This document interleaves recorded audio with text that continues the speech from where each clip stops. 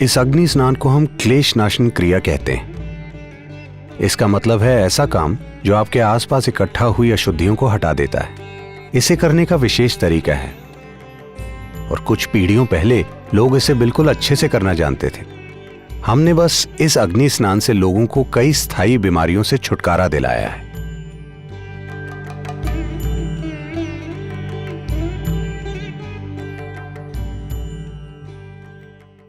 సాధారణంగా మన ఇళ్లలో జనరలీ దిష్టి is a very big thing. దిష్టి తెలుసు కదా. Initially I use to think this is one చాదస్తం, my mom just wants to do something, okay do it అనేవాడిని. But later when I started having this some accident at the shoot or something, it kept on happening, and particularly I had this back-to-back hits and then I had this back-to-back accidents also, and then without me realizing I started believing it. Suddenly I've started reminding my mom, amma dishti eltunana.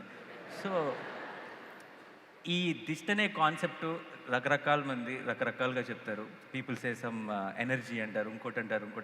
But it is a very house hold thing. It's a very popular belief. దీని మీద మీ అభిప్రాయం ఏంటి? ఇది ఉందా లేదా?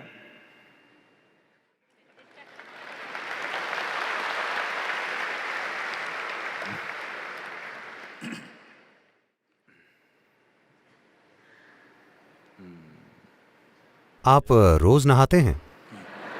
नहीं, मैं इसलिए पूछ रहा हूं क्योंकि चेन्नई में वो 3 दिनों में एक बार नहा रहे हैं। मैं इनका हैदराबाद, आप वहां नहीं पहुंचे, అక్కడ దాకా వెళ్ళాను. अभी हुसैन सागर में।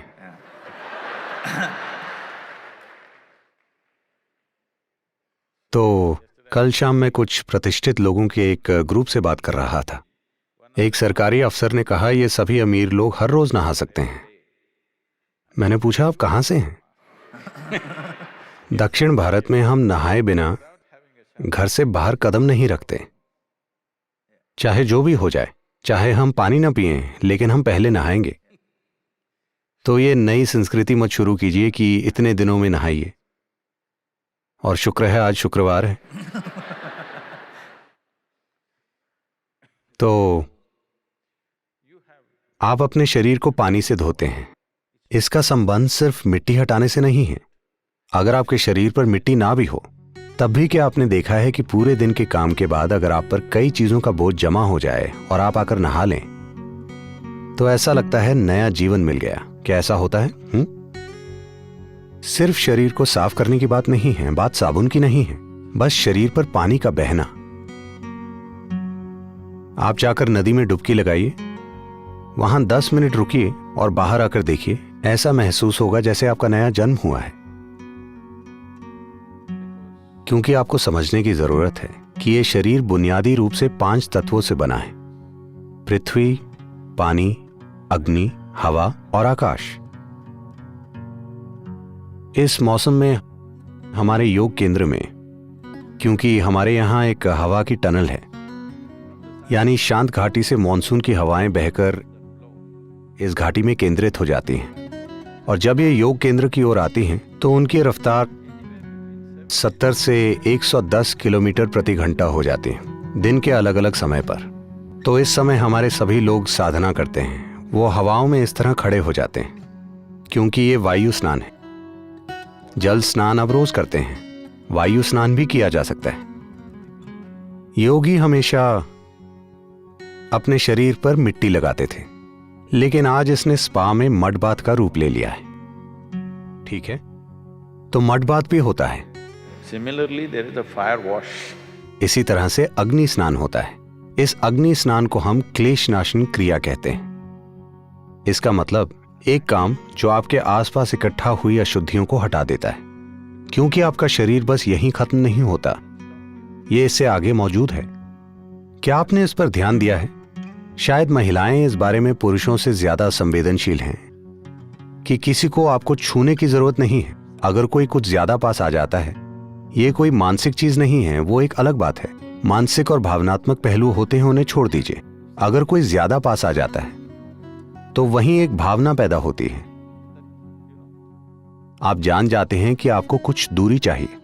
उन्होंने आपको छुआ नहीं है, बस ऐसे करने से ही कुछ परेशानी होती है ना? क्योंकि शरीर यहीं खत्म नहीं होता, ऊर्जाएं इससे थोड़ा आगे तक होती हैं। इससे कितना आगे हैं, ये इस पर निर्भर करता है कि आपकी जीवन ऊर्जा कितनी उल्लासित है।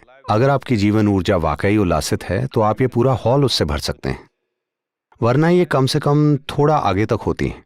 ज्यादातर लोगों के लिए ये शरीर से 3 से 9 इंच तक बाहर हो सकती हैं।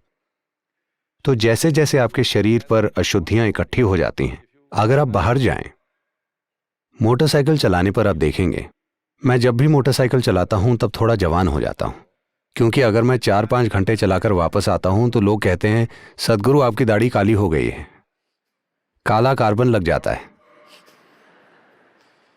Pollution.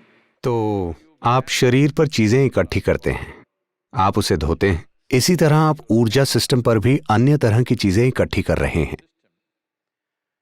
अगर आप इसे पानी से धोएं तो कुछ अशुद्धियां चली जाएंगी, अगर आप हवा से धोएं तो कुछ अन्य चीजें चली जाएंगी, लेकिन हवा हमेशा वैसे उपलब्ध नहीं होती। आप ये भी देख सकते हैं, लेकिन इन दिनों ये पंखे एक खास रफ्तार से चलते हैं, पर अगर आपके पंखे सही रफ्तार पर चलें और आप उनके नीचे बस कुछ समय बैठें, आप देखेंगे कि आपके अंदर कुछ ऊंचा उठ जाता है। क्या आपने ये देखा है? थोड़ा सा वायु स्नान। इसी तरह से एक अग्नि स्नान होता है जिसे आप दृष्टि कह रहे हैं। क्या यह हमेशा दूसरे लोगों के देखने से होता है या नहीं होता, इस पर प्रश्न उठ सकते हैं, लेकिन आपके आसपास के जीवन का आपके ऊर्जा सिस्टम पर जरूर प्रभाव पड़ता है।